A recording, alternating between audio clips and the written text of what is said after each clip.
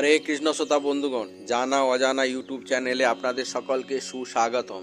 বন্ধুগণ, আজকের এই এপিসোডে আমরা জানব প্রভু শ্রী রামচন্দ্রের পূর্বপুরুষদের নাম।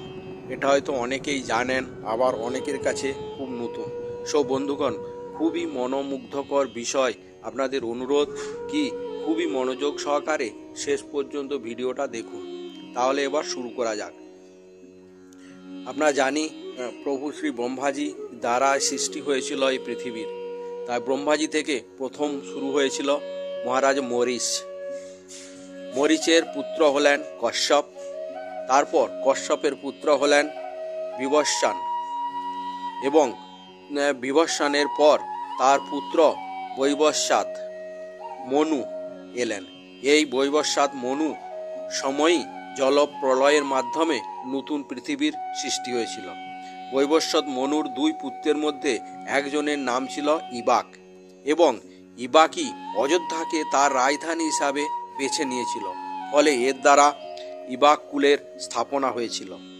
এরপর ইবাকের পুত্রের নাম হলো কুক্ষি। কুক্ষির পুত্রের নাম ছিল বিকু, এবং বিকুর পুত্রের নাম হলো বাণ। তারপর বাণের পুত্রের নাম হলো অনর, এবং অনরের পুত্র হলো পৃথু। পৃথুর পুত্রের নাম ছিল ত্রিঙ্কুশ, এবং ত্রিঙ্কুশের পুত্রের নাম ছিল ধুন্ধুমার। এরপর ধুন্ধুমারের ছেলের নাম হলো যবনামৃত, এবং যবনামৃতের পুত্রের নাম হলো মান্ধাতা। মান্ধাতা থেকে সুসন্ধির জন্ম হয়েছিল, অর্থাৎ মান্ধাতার পুত্র হলো সুসন্ধি। সুসন্ধির দুই পুত্র ছিল, তারা যথাক্রমে ধ্রুবসন্ধি এবং প্রসেনজিৎ। বন্ধুগণ, ধ্রুবসন্ধির পুত্রের নাম হলো ভরত, এবং ভরতের পুত্রের নাম ছিল অসিত। তারপর অসিতের পুত্রের নাম হলো সাগর। সাগরের ছেলের নাম অসমঞ্জস নামে পরিচিত। অসমঞ্জসের পুত্রের নাম ছিল অংশুমান, এবং অংশুমানের পুত্রের নাম ছিল দিলীপ। আবার দিলীপের পুত্রের নাম ছিল ভগীরথ, যার দ্বারা মাতা গঙ্গাকে এই পৃথিবীতে আনা সম্ভব হয়েছিল। এবং তারপর ভগীরথের পুত্রের নাম হলো ককুৎস। বন্ধুগণ, ককুৎসর ছেলের নাম ছিল রঘু। মহারাজ রঘু অত্যন্ত প্রতাপী এবং পরাক্রমী রাজা ছিলেন। ফলে মহারাজ রঘুর পর থেকে এই বংশের নাম হলো রঘু বংশ।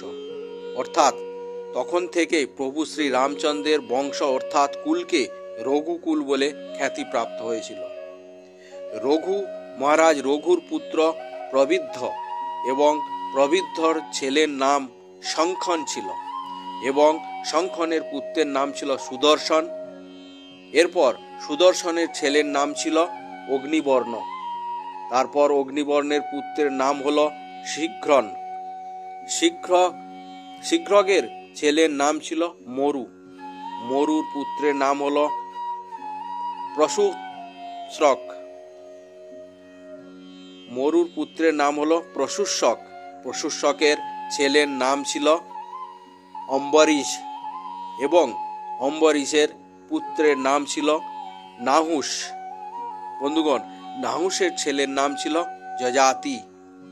তারপর যজাতির পুত্র হলেন নাভাগ, এবং নাভাগের ছেলের নাম ছিল অজ। রাজা অজের পুত্রের নাম হলো দশরথ।